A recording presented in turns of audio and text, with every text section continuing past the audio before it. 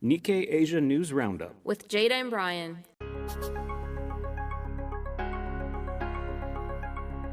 Welcome to the Nikkei Asia News Roundup with your hosts, Jada and Brian. bringing you the latest updates and insights on the dynamic world of Asia and more. Now let's delve into the headlines.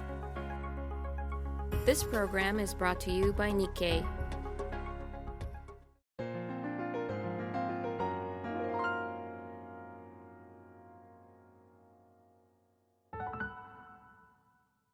Taiwan's export focus has shifted toward the U.S. and away from China, according to the latest data, as the Asian semiconductor power appears to be trading one set of risks for another. Shopback, a Singapore-based rewards platform, is gaining traction in Asia and beyond, as price-conscious consumers seek more value amid the rising cost of living. An unusual project to reduce greenhouse gas emissions from cattle farming by using mineral-infused lick blocks is underway in Laos, with the Australian company behind it planning to bring the initiative to additional countries. The Nintendo Switch 2 gaming console sold over 3.5 million units worldwide in the first 4 days of its release, recording the highest level of global sales among its hardware in the same time frame, according to the Japanese company.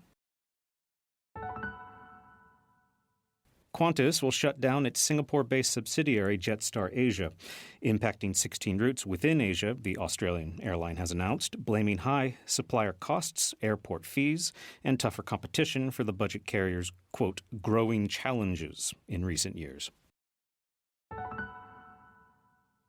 India's Tata Motors will launch at least 4 new battery electric vehicles in the next 5 years, as it seeks to fend off growing competition that is threatening its dominance in EVs. Now moving on to the next segment.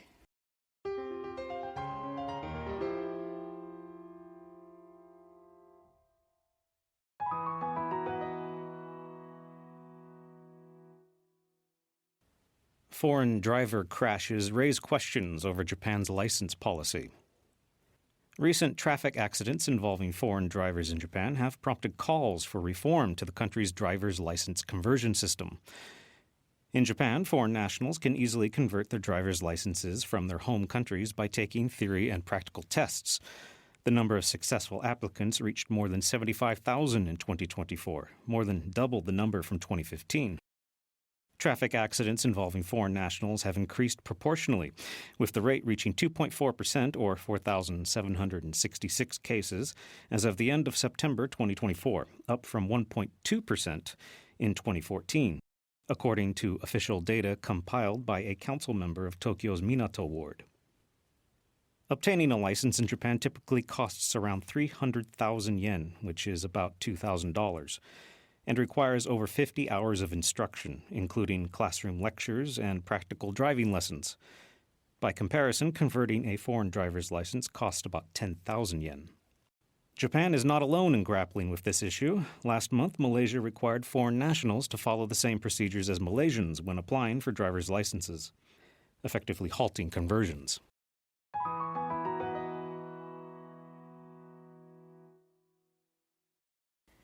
Vietnam scraps two-child policy as Southeast Asia births drop. Southeast Asian countries are scrambling to tackle falling birth rates, with Vietnam abolishing its two-child policy earlier this month to take on an issue also plaguing neighbors Thailand and Singapore.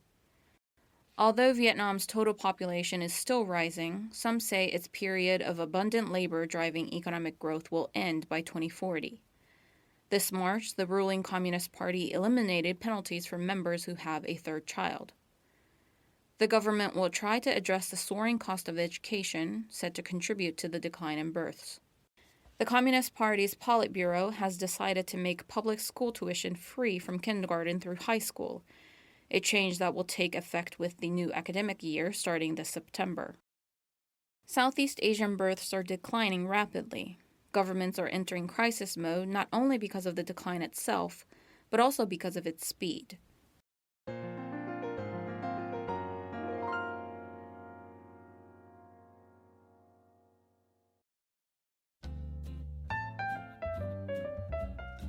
And now for news highlights. In each episode, Jada and I have a discussion about a recent article or articles that have particularly captured our attention. And today we'd like to talk about homegrown animated movies in Asia that are outgrossing Hollywood films. Now I'm going to start with the graph, which we can't see the graph in podcast form, but trust me. There's many. There's many graphs to this story, but it's a list of the top 10 highest grossing films of all time right now. And it's all, their names you'll recognize. Number 1 is Avatar. Number 3 is the sequel to Avatar. And also there's 2 Avengers movies in there. Titanic's in there. One of the Star Wars is in there. There's a Spider-Man and Jurassic Park sequel in there. But then there's one at number 5 called Ninja 2. Yeah, what is that? Yeah, it's very striking when you're looking at the graph. Yeah, and if you look at it, if you're not in China, you might not know what that is.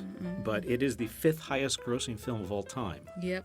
So far, because it came out this year and it's still making money. Yes, and in terms of the revenue, it's over $2 billion. $2 billion.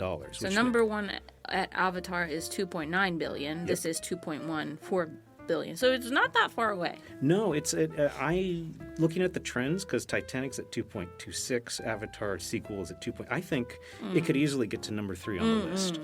It might be a little difficult. I don't know how much that's the story's about. I don't know that much about the Chinese box office and how the stats work in terms of opening weekend versus how long. It's called legs. Does the movie have legs? But it appears Ninja 2 has legs, but it only has legs in China. Yeah. And that's the big deal. Yes, because in the article it states, 98%? 98% of ticket sales. That's separate from revenue. They're linked, but that's separate from revenue. Ticket sales, 98% of them are in mainland China. So it's mostly mainland Chinese people watching it. And But I mean, it has the potential. If it goes to international audiences, it has way more potential to.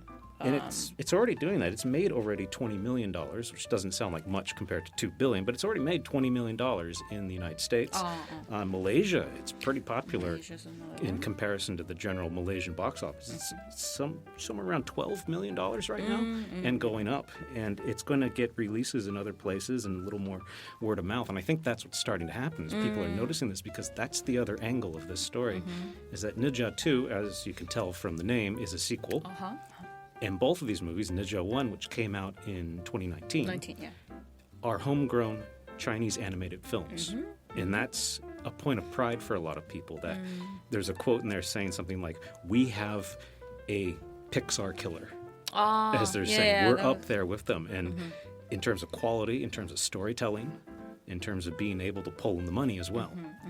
Just to quickly describe what Ninja 2 is about. Apparently, so we have unfortunately not been able to watch it yet, but it's a demonic title character is forced to share a body with a dragon offspring as they embark on a series of epic trials. Yes, and it's apparently very loosely based off of a 16th century novel. So people know of the story, I think. It's kind of like, I would think of it, it's like if I went and saw a King Arthur movie. I would be vaguely familiar with the background of the story already because I haven't seen Ninja 2. I tried to watch Ninja 1. I got maybe 20 minutes of it. And the first thing I had was, this is entertaining.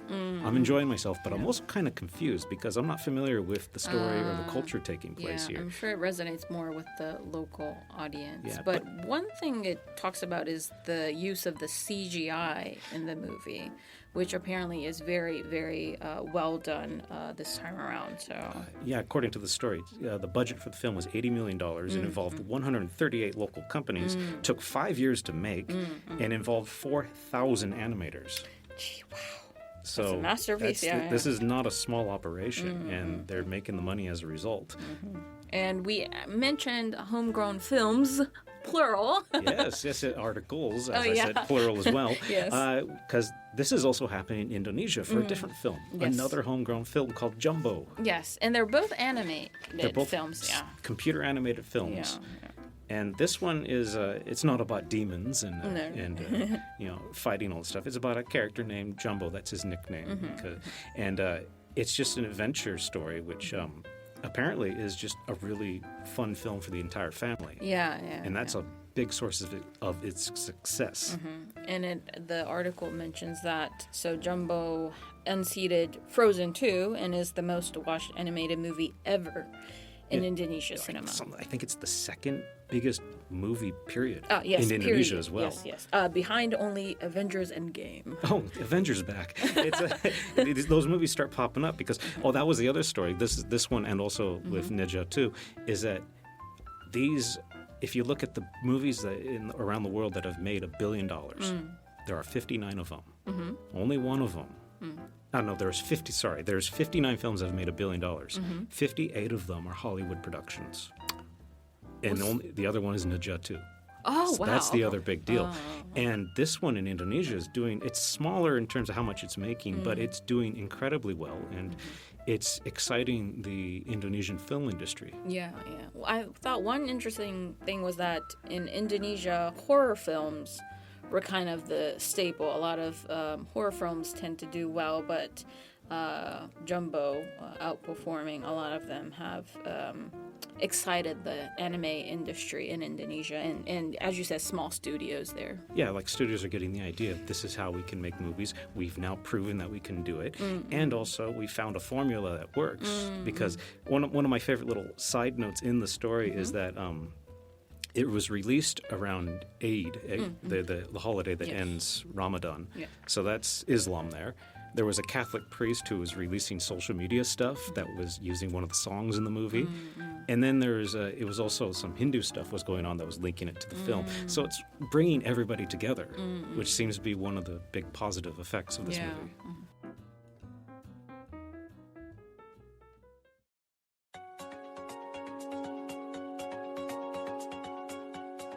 And that brings us to the close of today's episode. We look forward to having you join up again for the next edition of the Nikkei Asia News Roundup. Stay informed, stay curious. Until next time, I'm Jada.